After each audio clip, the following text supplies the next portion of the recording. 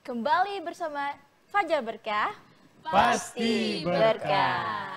Nah Pak Ustadz, aku mau nanya nih yang tadi nih. Ini paling semangat kayaknya. Kan jin sama manusia bisa menghasilkan anak. Iya. Terus itu anaknya bentukannya kayak gimana Pak Ustadz? Iya. Bentuknya itu manusia juga atau menyerupai jin gitu? Iya, jadi nanti tergantung sebetulnya. Ada yang dia ketika menikah kemudian punya anak dan anaknya itu menjadi jin. Makanya kan ada orang yang hamil, kemudian dia dari usia 1 bulan, 2 bulan, 3 bulan sampai 6 bulan itu ada. Tapi usia nanti 9 bulan udah hilang. Itu bisa jadi, ada yang kejadian dia akhirnya lahir dan itu proses lahirnya adalah di alam jin. Itu pertama. Yang kedua, ada kesepakatan biasanya yang dibuat oleh jin dengan manusia yang menikah, nanti anaknya jadi apa. Ya misalkan contoh, kalau kesepakatannya adalah kalau perempuan nanti jadi jin, kalau laki-laki jadi manusia. Maka nanti ketika terlahir, kalau laki-laki maka dia akan jadi jin dan kalau perempuan akan jadi manusia. Nah ini tergantung perjanjian antara pernikahan manusia dengan jin tersebut. Tapi memang nyata ini akan jadi anak memang. Makanya dalam Islam ketika suami istri dia sudah menikah ya, suami istri sudah menikah, ketika menikah kemudian mau melakukan hubungan badan, maka wajib membaca sebuah doa. Ya, doa melakukan hubungan badan. Nah, gitu. Nah, ketika tidak membaca doa, maka jin ikut bantu. Makanya pemirsa di rumah hati-hati kalau kalau suami tidak baca doa ketika mau melakukan hubungan badan, maka setan akan ikut membantu dan kemudian spermanya tercampur sehingga anaknya tercampur antar manusia dengan jin. Serem juga ya. Iya, memang seperti itu. Makanya wajib kalau sudah menikah hafal doanya, Allahumma jannibna syaiton wa jannibis syaiton ma razaqtana. Nah, itu. Dihafal tuh. Ya, siap Pak Ustadz. Nih Pak Ustadz ada yang bikin penasaran juga Pak Ustadz. Kan misalkan apakah akad manusia dengan jin itu sama Akad dan pernikahannya. Gitu, Pak? Iya. Jadi akad pernikahannya itu bergantung juga. Kalau jinnya katanya jin Islam, maka mereka akan membuat akad pernikahan seolah-olah seperti resepsi yang terjadi di pernikahannya orang-orang Islam. Jadi memang ada ijab kabul, ada ijab kabul. Jadi banyak pengalaman karena saya banyak pasien yang menikah dengan jin memang, ya. Jadi salah satunya ada ketika di Malaysia itu sudah sekitar 12 tahun dia menikah dengan jin. Itu dia dibawa ke alam gaib ketika dia mau tidur, antara tidur dan tidak tidur, sebelum tidur itu. Jadi dia dibawa ke alam gaib, dibawa ke langit, kemudian turun ke laut, lautan terbelah, kemudian di situ resepsi dan kemudian nikah seperti nikah orang Islam menikah gitu. Tapi yang jadi masalah, yang perempuan ini kan nggak ada wali. Iya benar. Gimana bawa walinya ke alam situ kan nggak bisa juga. Artinya makanya pernikahan antara bangsa manusia dengan jin itu batil. Tidak diperbolehkan.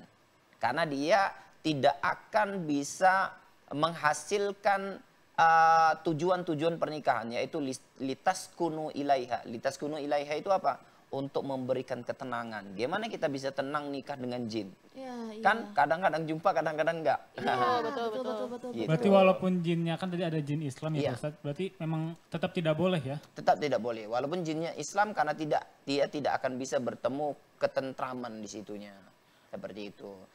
Nah Pak Ustadz, bagaimana sih jin dan manusia itu saling menyukai, kan kita beda alam gitu. Jadi gini, manusia itu diberi cinta, jin itu juga dia punya cinta, punya nafsu, sama seperti manusia. Jadi dia ada ketertarikan kepada orang-orang tertentu, ya seperti itu. Begitu juga manusia kadang-kadang dia ada ketertarikan juga dengan jin. Makanya kadang-kadang kan jin itu menunjukkan diri dalam bentuk perwujudan yang disukai oleh manusia. Saya kasih contoh, ada sebuah cerita, ada sebuah kisah nyata ini, yang saya hadapin langsung. Ya, seorang pemuda dari mulai usia balik, setiap malam dia selalu mimpi basah. Tahu mimpi basah ya? Mimpi hubungan badan gitu ya. Nah, di awal-awal dia anggap ini biasa. Tapi ternyata semakin setahun, 2 tahun, 3 tahun, akhirnya wanita ini laki-laki kan, jadi wanita gitu ya. Si wanita dalam mimpi ini bilang sama dia, mau nggak kamu ketemu dengan saya di alam secara nyata? maka kemudian laki-laki ini bilang mau. Ya, dan itu kalau mimpi dia bisa pesan, ya. Seperti seperti ojek online gitu. Dia boleh pesan mau wanita kayak apa. Jadi kalau dia lihat gambar, lihat orang yang cantik, lihat artis itu dia bisa pesan mau jumpanya seperti itu. Jadi setiap malam wanita itu akan datang dalam bentuk penyerupaan yang dia inginkan. Nah gitu. Kemudian ketika ditawarin mau nggak jumpa secara nyata, maka kemudian laki-laki itu mau. Syaratnya apa? Ada syaratnya katanya. Syaratnya apa? Tinggalkan sholat. Nah, maka ketika dia tinggalkan sholat, nggak melakukan sholat 5 waktu, maka wanita yang biasanya datang di alam mimpi, datang kemudian di alam nyata. Jadi setiap dia mau tidur, maka kemudian akan ada hadir di kamar dia, itu sesosok wanita sesuai dengan apa yang dia inginkan. Dan itu adalah bangsa jin. Dan melakukan hubungan badan di dunia nyata, bukan lagi di dunia alam gaib. Waduh. Nah, itu tuh bermula dari sering mimpi. Bermula dari mimpi. Makanya mimpi berhubungan badan itu dari setan. Kalau terus menerus, maka itu menunjukkan ada setan yang menyukai dia. Nah, makanya kelanjutan itu, kenapa kemudian laki-laki itu tersadar, ya awalnya dia menikmatin lah kan. Tapi lama-lama kemudian ternyata ada sesuatu yang aneh. Pertama yang aneh, jin ini setiap hari minta. Sementara laki-laki, ya semua manusia itu kan ada waktunya sakit, ada waktunya capek. Mereka nggak peduli. Kita sudah kontrak nih gitu. Dia minta jatah setiap hari, itu dia nggak mampu. Yang kedua, setiap dia melihat wanita, sekalipun ibu dia sendiri, adik dia sendiri, kakak dia sendiri, maka dia akan sakit. Maka kemudian ada timbul keresahan dalam hati. Itu yang saya bilang bahwa ketika jin dan manusia menikah, maka akan terjadi sesuatu yang merisaukan, kegelisahan, bukan mendapatkan ketenangan. Padahal tujuan dari pernikahan adalah litaskunu ilaiha, untuk mendapatkan ketentraman. Gimana dapat ketentraman kalau setiap lihat wanita sakit, ya kan? Setiap jumpa nengok mama dia sakit, akhirnya sakit. Sakitnya sakit apa? Sakit fisik. Sakit fisik. Sakit fisik. Lelah mungkin ya, Pak Ustadz. Bukan hanya lelah, seperti sesak nafas, sakit perut, dan sakit-sakit yang aneh-aneh. Baru kemudian dia tersadar dan kemudian konsultasi, diketahuilah bahwa itu jin. Nah kalau sudah begitu, Gitu. apa sih Pak Ustadz yang harus dilakukan? Saya jadi takut. Nah, Iya bener lagi. ini memang nampak seperti apa ya? Seperti dongeng gitu ya. Tapi ini nyata. Dan terjadi hari ini banyak sekali gitu ya. Kalau saya mau ceritakan banyak, saya punya kisah banyak antara pernikahan dengan bangsa jin yang saya terapi. Iya. Nah kalau terjadi seperti itu, maka yang pertama bahwa kita harus menyadari bahwa itu gangguan jin. Kita tidak akan pernah dapat ketentraman, justru kita hanya akan mendapatkan kegelisahan ketika menikah dengan beda alam dengan jin gitu ya. Maka kemudian taubat dan lakukan terapi. Bisa diruqyah insya Allah untuk sembuh. Gitu. Nah, Pak Ustadz nih, kita kembali lagi ke yang tadi Pak Ustadz. Kan kalau misalkan kita nih suami istri di dunia nyata kan ya Pak Ustadz, kalau misalkan menikah mereka kayak mempunyai keterikatan gitu ya Pak Ustadz ya. Nah kalau misalkan kita nikah sama yang beda alam, apakah mereka akan, misalkan nih saya nikah nih ya Pak sama apa ya, jin gitu. Tiba-tiba ada laki-laki yang deketin saya, apakah dia bakalan ngerasa usil, cemburu atau gimana tuh Pak Ustadz? Iya, justru orang-orang yang disadari atau tidak dia sadarin menikah dengan bangsa jin, maka jin itu akan menghalangi pernikahan dia yang sebenarnya. Dia akan menghalang-halangi sehingga makanya salah satu kenapa ada orang yang susah nikah. Nyoba-nyoba proses nikah nggak jadi, bisa jadi dia disukai sama jin atau bahkan bisa sudah menikah. Saya punya pengalaman di Medan. Ada seorang ibu ya pasangan muda lah, sedang hamil kemudian sering kerasukan. Ketika diruqyah ternyata ketahuan bahwa dia punya suami dari kalangan jin. Gitu, punya suami. Dan kemudian ketika dia sadar, saya bilang, kamu punya suami ya dari kalangan jin? Iya. Kapan nikahnya? Sudah sekitar berapa tahun yang lalu. Oke, nikah antara manusia dengan jin nggak boleh karena kamu tidak akan mendapatkan ketentraman. Buktinya ini sekarang, kamu terganggu rumah tangganya. Ya, silakan kamu kamu harus cerai dengan dia. Justru si wanita itu nggak mau. Kenapa?